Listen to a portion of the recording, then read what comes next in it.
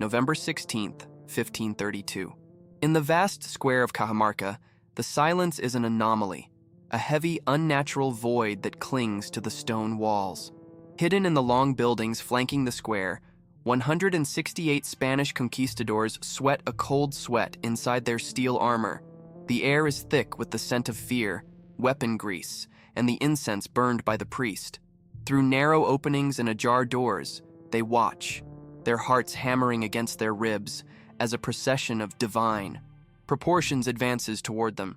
Thousands of attendants, clad in vibrantly colored robes, chant in unison, clearing the path for their emperor. A sea of humanity preceding the golden wave that is the litter of the Sapa Inca Atahualpa, the living god, the son of the sun. The procession moves with a ceremonial slowness, a deliberate display of power and majesty. Each step is choreographed to inspire awe and submission. Gold glitters everywhere, on the jewelry of the nobles, on the discs adorning their garments, and above all, on the massive litter of Atahualpa, a mobile throne of gold and silver adorned with macaw feathers. The emperor, serene and distant, observes the world from his elevated position, a divine being descending to meet strange, bearded mortals. His warriors, veterans of a bloody civil war, march with him, but their hands are empty. They carry no weapons. They do not need them, for who would dare challenge a god in the heart of his own empire? This confidence is their true weapon and their greatest blindness. For the men of Francisco Pizarro, this spectacle is not a show of power, but the confirmation of their desperate plan.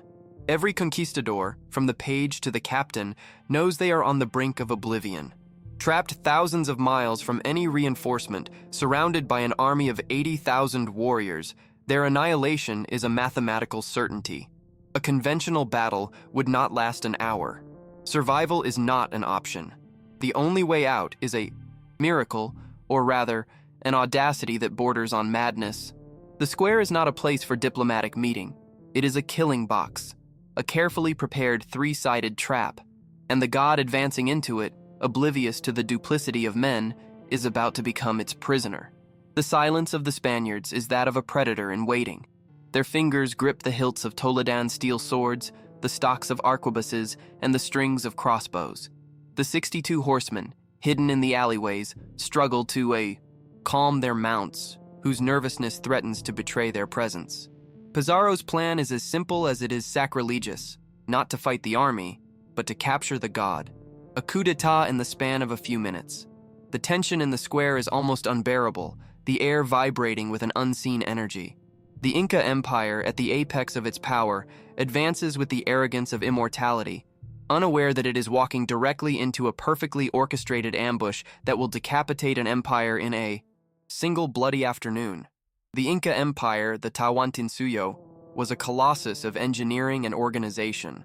It stretched for thousands of miles along the Andes, a mosaic of conquered peoples ruled by a centralized and efficient system. At its pinnacle sat a figure who was more than a king, the Sapa Inca, a direct descendant of the sun god Inti, whose word was divine law and whose power was absolute.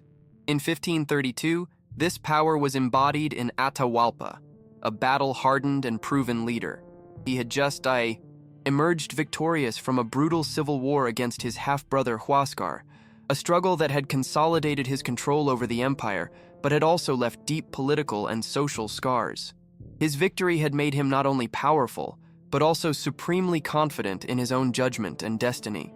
Atahualpa's mentality was that of a being who could not conceive of being challenged.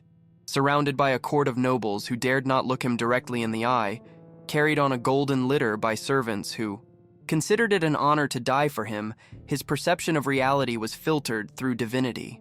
When news arrived of a small group of bearded strangers who had landed on the coast, his reaction was not one of alarm, but of an almost zoological curiosity. His spies informed him in detail about the foreigners, their small number, their strange beasts, horses, and their sticks that spat fire and thunder, arquebuses. To an emperor who commanded an army of 80,000 veterans, this small band posed no military threat, but rather an exotic distraction. Atahualpa's disdain for the Spaniards was palpable. According to accounts, he referred to them with contempt, considering them weak and cowardly. He believed he could crush them at any moment he chose. His decision to meet them in Cajamarca was not an act of negotiation between equals, but an audience.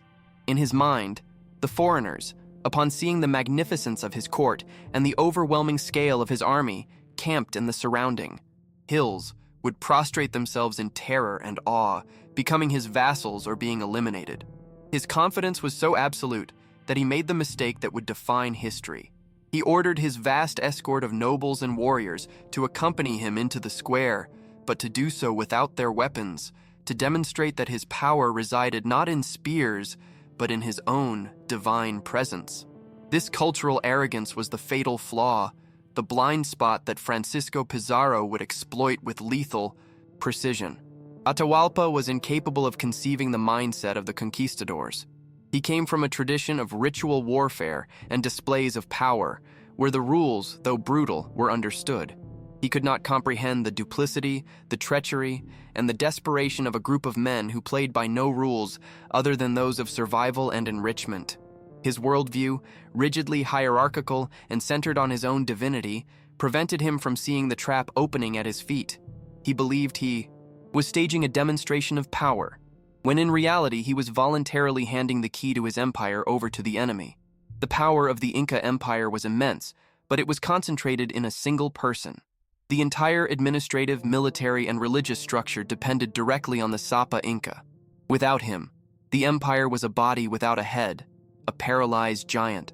The 80,000 warriors camped outside Cajamarca were a formidable force, but their will to fight was intrinsically linked to the safety and orders of their living God. Atahualpa, in his infinite confidence, did not realize that by entering the square of Cajamarca unarmed, he was not only risking his own life, but he was betting the fate of his entire empire on a game whose rules he did not know. The giant, blinded by its own radiance, was walking toward its fall. In stark contrast to the divine majesty of Atahualpa stood the figure of Francisco Pizarro, a man forged in hardship and obscurity. Pizarro was no nobleman or aristocrat. He was the illegitimate son of a Spanish colonel, an illiterate man who had spent his youth herding pigs in the impoverished region of Extremadura. The New World was his escape, a place where birth did not define destiny, and where fortune could be won at the point of a sword. He was a veteran of countless skirmishes and failed expeditions, a man hardened by decades of struggle in the jungles and mountains of the Americas. His face was lined with the scars of experience, and his eyes held the cold, calculating gaze of one who had seen everything and had nothing to lose. The force Pizarro commanded was, in numerical terms, a joke. Fewer than 170 men, a motley crew of desperate veterans, young adventurers, and hardened mercenaries. Their advantage lay not in numbers, but in technology and tactics, the products of centuries of near-constant warfare in Europe. They had 62 horses, which to the Inca were terrifying, supernatural beasts. They possessed a handful of arquebuses and a small cannon, firearms whose roar and smoke caused a primal panic in those who had never experienced them. Most importantly, they wore steel armor and wielded swords of Toledan steel, weapons capable of cutting through the padded cloth and leather of Inca armor with terrifying ease. They were a small cyst of the Iron Age in the heart of a Bronze Age empire. The motivation of these men was brutally simple and singularly powerful. Gold. They were not there to spread civilization or out of a deep religious fervor, though religion was a convenient justification. They were driven by rumors, by legends of a land so rich that cities were literally made of gold. They were men who had left everything behind, who had invested their fortunes and risked their lives on a high-stakes expedition. Failure was not an option. Retreat meant ruin and ridicule. This desperation made them incredibly dangerous, freed from conventional moral restraints. They were willing to do the unthinkable, to commit any atrocity, because the promised prize was wealth beyond their wildest dreams. Trapped in Cajamarca, Pizarro found himself in a desperate situation. He knew that a direct confrontation with Atahualpa's vast army was guaranteed suicide. Fear was a constant companion in the Spanish camp.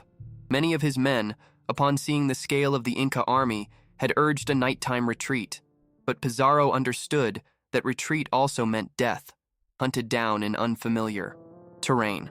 His mind, forged in treachery and guerrilla warfare, sought an asymmetrical solution. He drew inspiration from Hernán Cortés's audacious capture of Moctezuma in Mexico.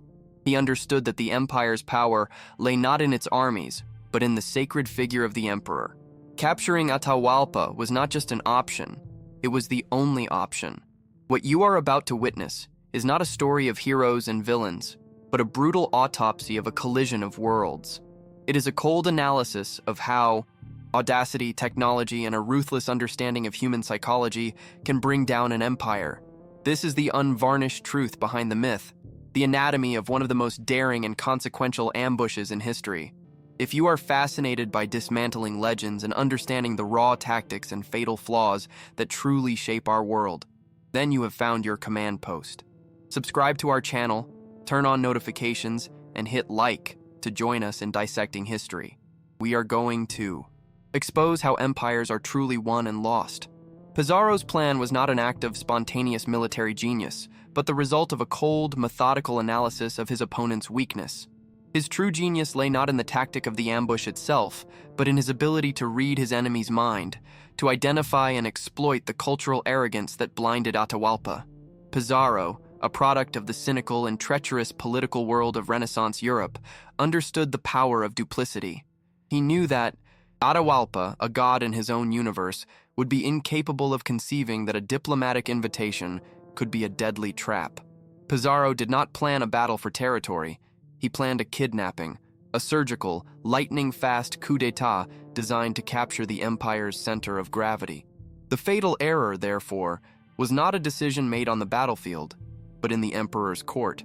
It was Atahualpa's decision to accept the meeting in the square of Cajamarca, a closed and confined space, and, crucially, his order that his escort of thousands of nobles and warriors attend unarmed.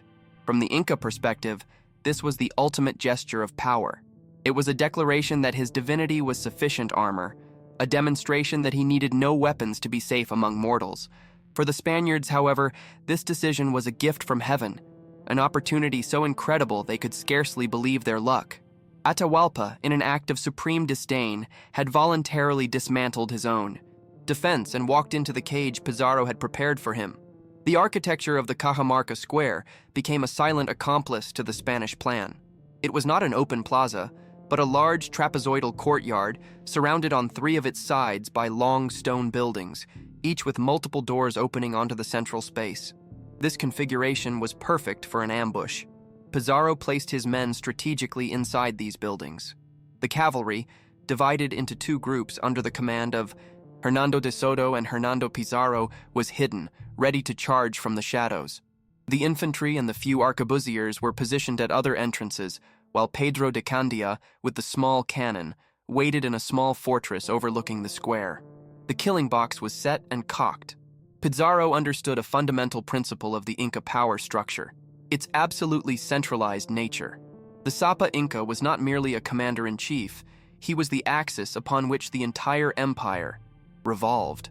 His capture would not only decapitate the army, but would paralyze the entire administrative and religious structure. The generals would not dare to act without his orders, and the people, seeing their god captured by mortals, would be thrown into a paralyzing confusion and terror. Pizarro's objective was incredibly specific: to ignore the thousands of attendants and concentrate the full force of the attack on a single point, Atahualpa's golden litter. The capture of the serpent's head was the only maneuver that could transform certain defeat into an unimaginable victory. Thus, the supposed miraculous victory of Cajamarca is revealed not as an act of divine intervention or superhuman heroism, but as the calculated exploitation of a catastrophic blunder. It was the collision of 2 irreconcilable mindsets, that of a god-emperor who believed in the power of display and ritual, and that of a group of desperate adventurers who believed only in the power of steel and treachery. Atahualpa handed Pizarro the opportunity on a silver platter, and Pizarro, the pragmatic and ruthless survivor, did not hesitate for a second to seize it, unleashing a carnage that would change the fate of a continent forever. The afternoon hours of November 16th dragged on with torturous slowness. Inside the buildings of Cajamarca, the conquistadors waited in tense silence. The afternoon sun heated their armor, turning them into ovens. Fear was a physical presence, a knot in the stomach that neither prayer nor bravado could undo. They listened to the distant murmur of the Inca procession, a sound that grew slowly in volume, the prelude to their possible annihilation. Pizarro moved among his men, his voice low and firm, reminding them of the alternative, an ignominious death at the hands of an overwhelming enemy. There were no speeches of glory, only the raw calculation of survival. The only way out was through violence, audacity, and faith in their plan. Outside, the Inca procession was a spectacle of serene confidence and imperial might. The advance was slow, deliberate, filled with the pomp befitting a god walking on earth. Attendants swept the path, singers chanted hymns, and the nobles, dressed in their finest regalia, formed a human shield of loyalty around their lord. Atahualpa, high on his litter, seemed completely unperturbed. He observed the empty square with a mixture of curiosity and disdain. Where were the bearded strangers? Had they cowered before his magnificence? To him and his retinue, the absence of the Spaniards was not an alarm signal, but a confirmation of their inferiority, an act of implicit submission. The square, bathed in the golden light of the Andean sun, seemed a stage awaiting its actors. The wind kicked up small wisps of dust, the only movement in a space that would soon become a whirlwind of chaos and blood. For the Inca, the square was a place of ceremony, a sacred space where the power of the empire was made manifest.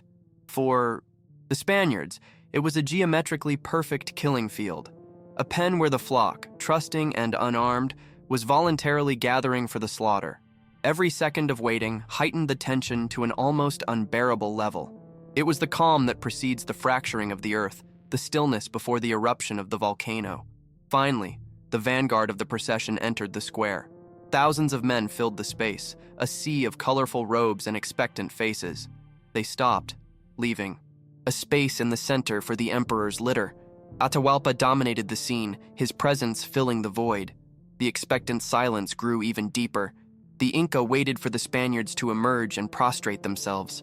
The Spaniards waited for Pizarro's signal. Two worlds, a few meters apart, separated by a chasm of cultural misunderstanding. One expected an act of diplomatic submission. The other was about to commit an act of unimaginable violence. The trap was sprung. The spark that would, ignite the conflagration was about to be thrown. The stillness was broken when a lone figure emerged from one of the buildings. He was not a soldier, but a man in a dark habit, the Dominican friar Vicente de Valverde, accompanied by an interpreter. He approached Atahualpa's litter with a crucifix in one hand and a Bible in the other. Through the interpreter, the friar began to recite the requerimiento, a legal and theological formula that demanded the natives accept the authority of the Catholic Church and the King of Spain. To Atahualpa, who considered himself a god and whose language lacked concepts like the Holy Trinity, the speech was incomprehensible and deeply insulting gibberish. He was being asked to renounce his own divinity in favor of an unseen god and a distant king. Atahualpa, more curious than angry, asked the friar where his authority came from. Valverde pointed to the Bible. The emperor took the object, a strange artifact to him, who had no alphabetic writing system. He examined it, held it to his ear, expecting the book to speak to him as the friar claimed. Hearing nothing, and feeling the insult of being asked to submit to an inanimate object, he threw it to the ground with a gesture of disdain. This act, though a product of profound cultural misunderstanding, was the exact pretext Pizarro had been waiting for. Sacrilege had been committed. The justification for violence, however tenuous, was now established. Valverde turned, ran back toward the Spanish buildings, and cried out, "Do you not see what is happening? Why do you stand on ceremony and requirements with this arrogant dog?" Pizarro needed no more. He waved a white scarf, the prearranged signal. In that instant, two sounds tore through the air and the very fabric of Inca reality. First, the Spanish war cry, a guttural and fanatical roar that chilled the blood. "Santiago y a ellos!" St. James and at them. Immediately after, the deafening blast of Pedro de Candia's cannon. The shot, though likely inaccurate, was a psychological weapon of incalculable power. The explosion, the smoke, and the smell of gunpowder were phenomena completely alien to the Andean world.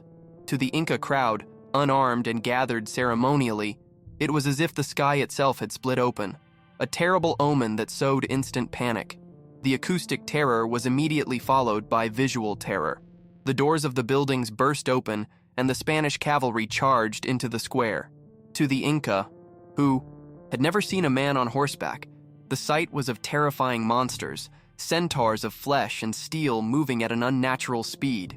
The horsemen, protected by their armor, were practically invulnerable to any attempt at resistance.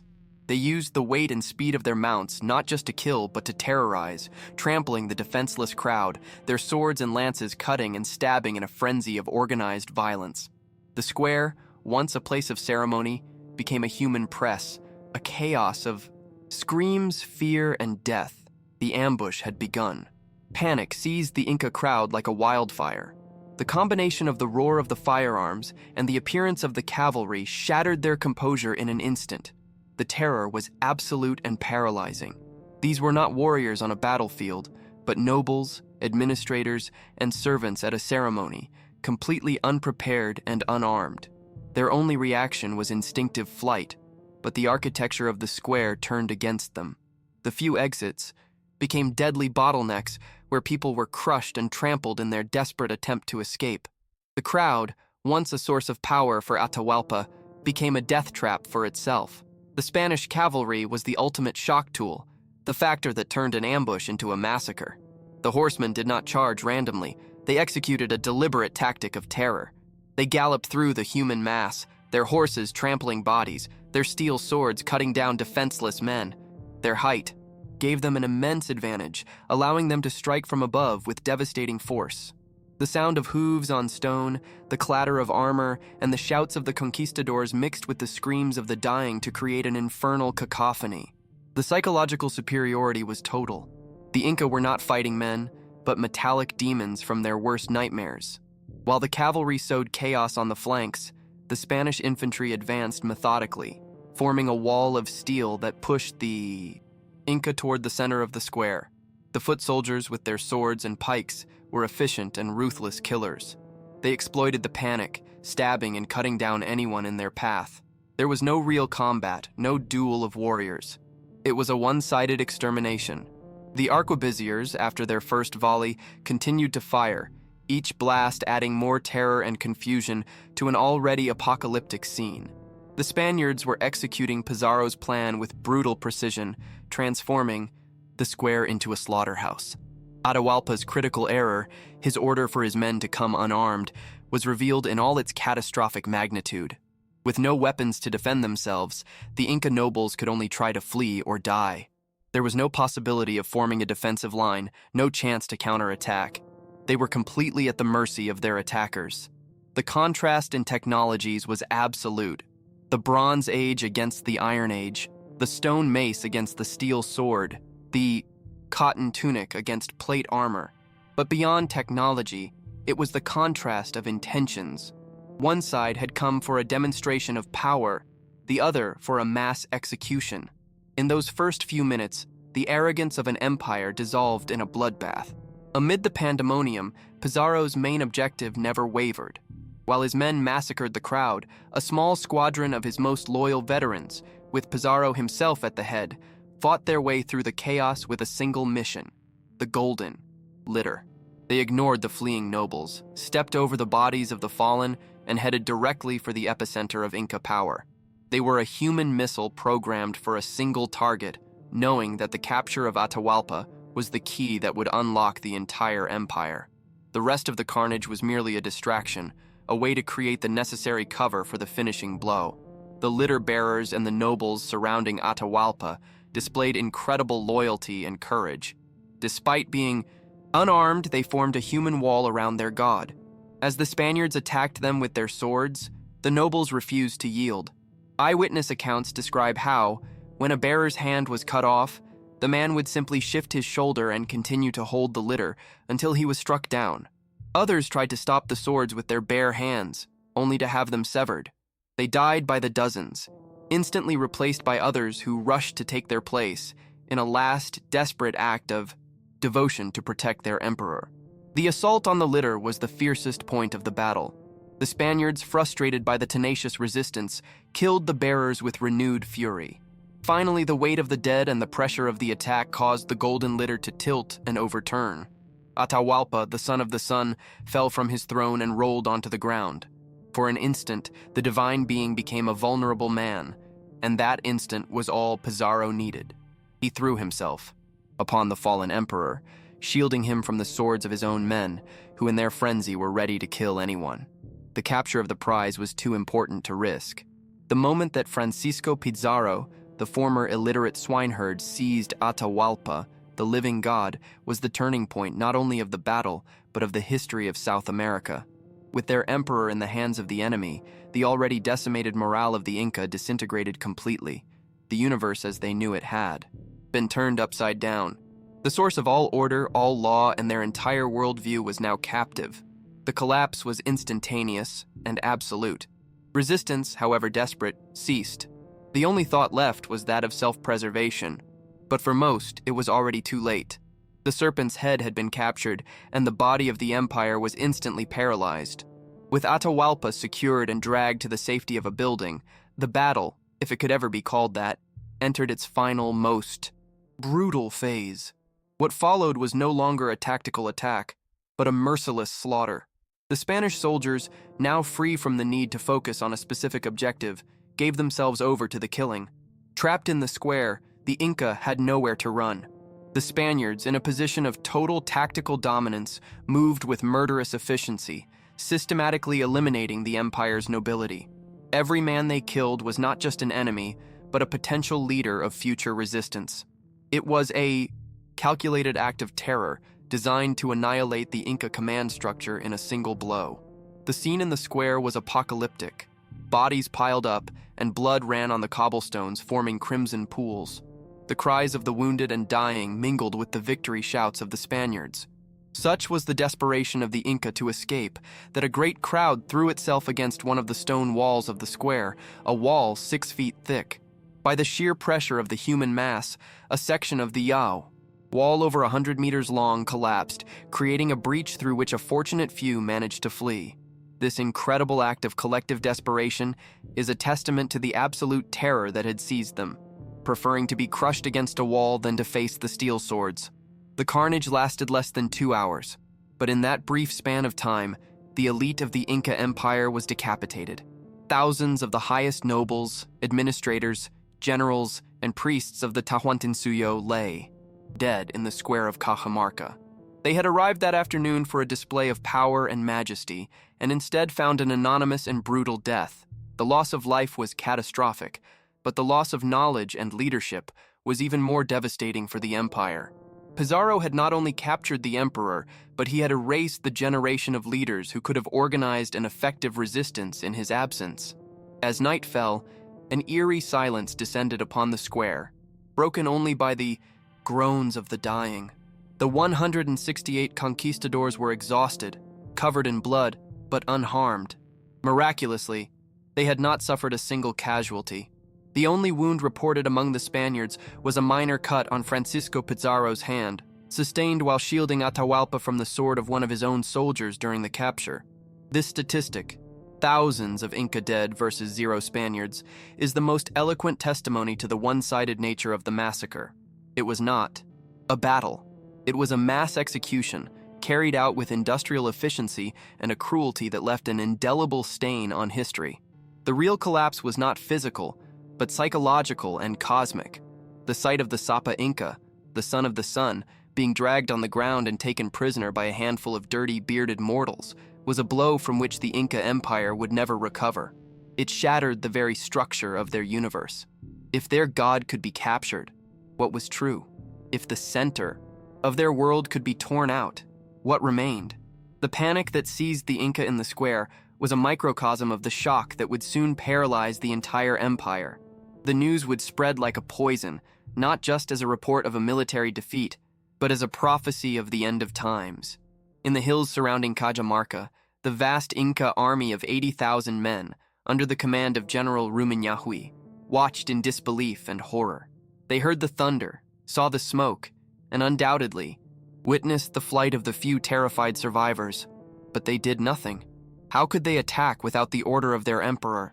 To attack might endanger the life of their captive god. Their military doctrine, their chain of command, their entire reason for being, depended on a single source of authority. With that source silenced, the most powerful army in South America was rendered helpless, a brainless giant, unable to act, watching passively as its world fell apart.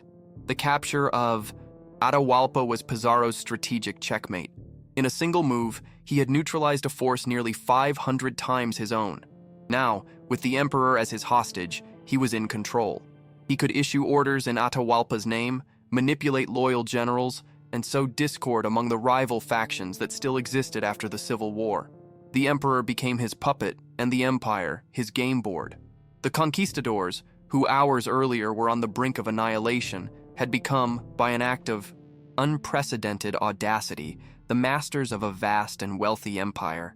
The collapse was so swift and complete that it defies conventional military logic. It demonstrates the inherent vulnerability of overly centralized command systems. The Inca Empire, with all its organization and power, had a single point of failure, and Pizarro had identified and exploited it with a surgeon's precision. The massacre of Cajamarca should not be seen merely as a victory of technology, but as a triumph of psychological strategy. Pizarro did not conquer the Inca army. He paralyzed it by severing its connection to its neural center. The giant was not killed. It was lobotomized, leaving an immense and powerful body at the mercy of a handful of determined men. The next morning, the sunlight revealed the true scale of the carnage. The square of Cajamarca was a slaughterhouse.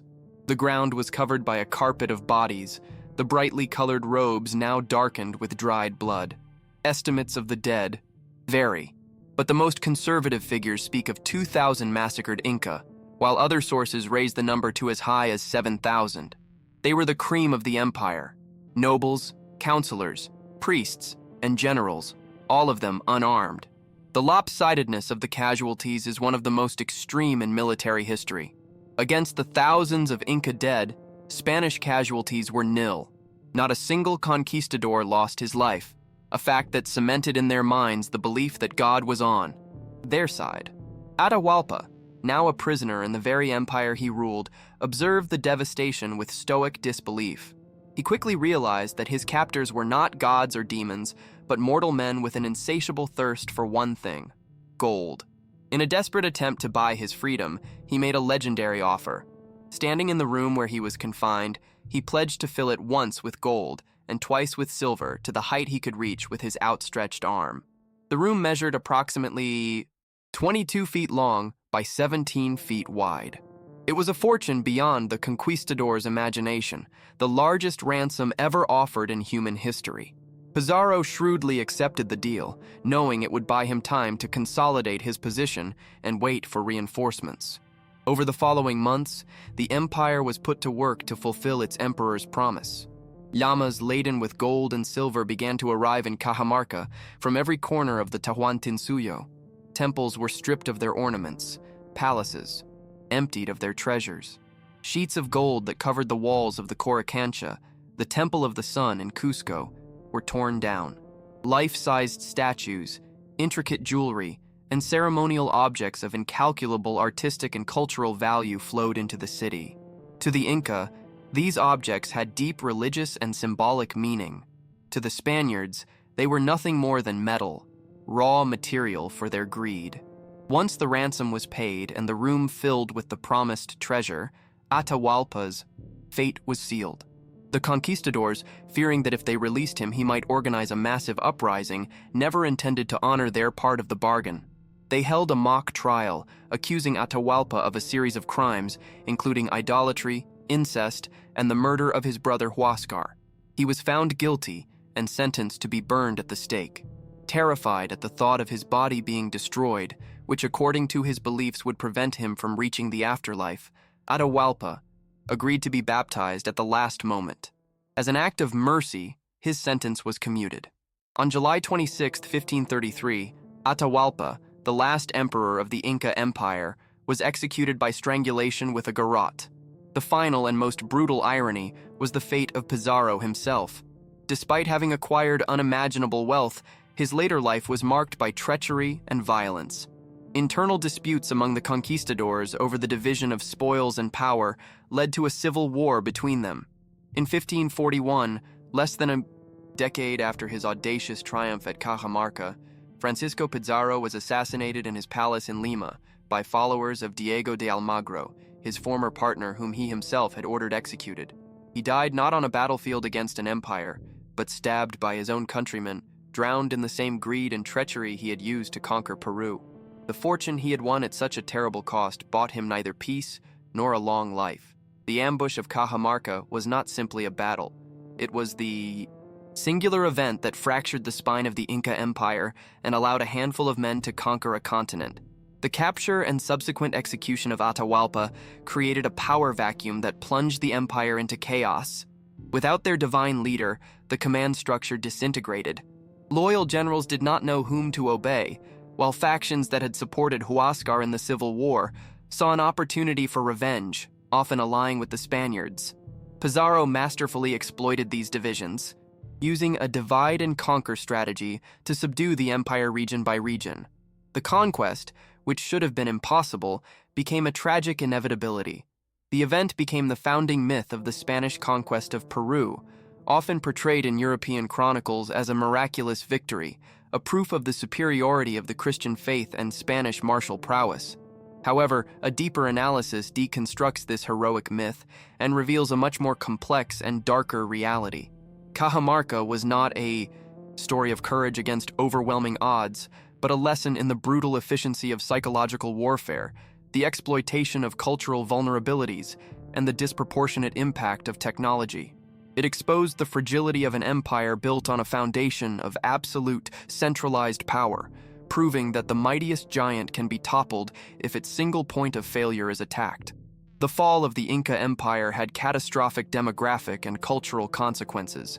European diseases such as smallpox and measles, to which the native peoples had no immunity, swept through the empire, killing millions and decimating the population on a scale far greater than any battle. The conquest also led to the systematic suppression of Inca culture, religion, and knowledge. Temples were destroyed or converted into churches, social systems were dismantled, and a new colonial order was imposed. Cajamarca was the beginning of the end for one of the world's most sophisticated civilizations, a turning point that permanently altered the human and cultural landscape of South America. The ambush of Cajamarca remains one of the most studied and extreme examples of how a technologically superior and tactically audacious force can defeat a numerically overwhelming enemy. It is a textbook case of asymmetrical warfare. However, it also serves as a cautionary tale about the dangers of arrogance and a lack of strategic imagination. Atahualpa was not defeated by the strength of Spanish arms so much as by his inability to comprehend his opponent's mindset. His worldview did not allow him to conceive of treachery on such a scale, an intelligence failure that cost him his life, his empire, and his civilization. The legacy of Cajamarca is thus twofold. On one hand, it is the story of the audacity and ambition of a group of men who, against all logic, achieved the impossible. On the other, it is the tragic chronicle of the fall of a great civilization, not through a long war of attrition, but through a single brutal act of betrayal. History, in its rawest form, is rarely an epic of heroes. More often, it is the result of a collision of worlds, where victory belongs not always to the most just or the strongest, but to the most ruthless, and to the one who best understands the weaknesses of his adversary. Atahualpa's ransom remains one of the greatest accumulations of wealth in human history, a treasure that fueled the legends of El Dorado for generations. For months, a constant stream of gold and silver flowed into Cajamarca. Sacred artifacts, personal jewelry, palace tableware, and sheets of gold torn from temple walls. In total, approximately 6,000 kilograms of gold and nearly twice that amount in silver were collected. It was a fortune that far surpassed the most feverish dreams of the men who had obtained it, enough to make each of them immensely wealthy and to alter the economy of all of Europe. Yet, the fate of this treasure is the perfect metaphor for the conquest itself. The conquistadors saw no artistic or cultural value in the objects they had amassed. To them, A finely crafted gold necklace or a statue representing an Inca god was not a work of art, but simply an amount of precious metal waiting to be quantified. In their haste to divide the spoils and make it transportable, they set up foundries in Cajamarca. For weeks, Inca goldsmiths were forced to melt down their own cultural heritage. Masterpieces of metallurgy, representing centuries of tradition and artistic skill, were thrown into the crucibles and reduced to their crudest form. Gold and silver ingots, stamped with the Spanish royal seal. Of all of Atahualpa's ransom, almost nothing survived in its original form. An incalculable cultural and artistic value was destroyed forever, erased from existence in the name of convenience and greed. The annihilation of these treasures is a perfect symbol of the nature of the conquest. It was not a simple transfer of power or wealth, but an active eradication of a civilization. The transformation of sacred and artistic objects into mere bullion is a reflection of the transformation of a free people into vassals, of a vibrant culture into a relic, and of an empire into a colony. The true treasure, the knowledge and art of the Inca people, was lost in the fire, just as their sovereignty was lost in the blood of Cajamarca.